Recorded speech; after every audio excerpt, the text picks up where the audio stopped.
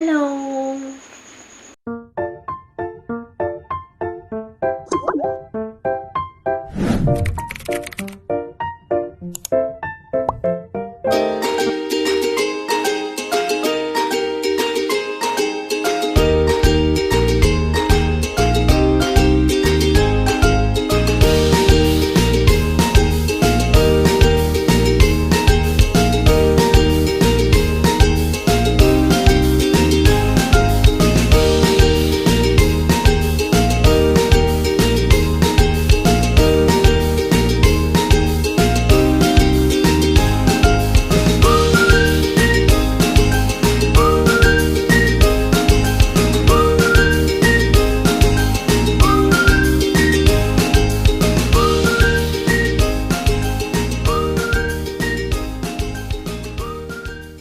Sebelumnya kan kita sudah membahas sel prokaryotik dan sel eukaryotik.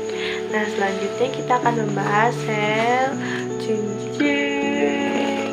Tugas kali ini itu namanya tugas bata-buta, di mana kita akan menjelaskan dan menunjuk mana organel-organelnya dan fungsi-fungsi organel yang ada di gambar ini. Yang pertama yang akan kita bahas adalah membran sel. Nah, membran sel itu yang garis hitam ini yang di luar, dia berfungsi sebagai tempat pertukaran zat pelindung dan tempat penerima rangsang dari luar. Ada re halus dan re kasar. Nah, re halus ini yang halus bagiannya, sedangkan re kasar ini yang ada gerigi-geriginya, sebelah sini juga ada. Nah, re halus ini berfungsi untuk menghasilkan karbohidrat dan lemak, sedangkan re kasar itu sebagai tempat sintesis dan transportasi zat-zat kimia. Selanjutnya itu ada vesikel Golgi, ini sebagai media transportasi, dan ada lisosom. Lisosom ini berfungsi untuk mencerna bahan-bahan dari luar sel dan mencerna bahan-bahan yang sudah tidak terpakai dari dalam sel.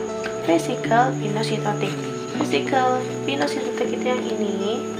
Nah, dia itu suatu ruang yang dikelilingi oleh membran sel dan berfungsi sebagai wadah transportasi. Nah, selanjutnya ada mitokondria. Mitokondria ini berfungsi sebagai tempat terjadinya respirasi sel. Lalu ada aparatus Golgi yang ini. Aparatus Golgi ini dia berperan dalam memproses protein. Lalu ada nukleus, ini yang di tengah ini, yang warnanya ungu ini. Nukleus ini dia tempat pembentuknya protein. Si aparatus Golgi ini yang memproses, nah yang membuat protein itu si nukleus. Tulisannya NUKLEOUS, nukleus. Ini ada sentriol dan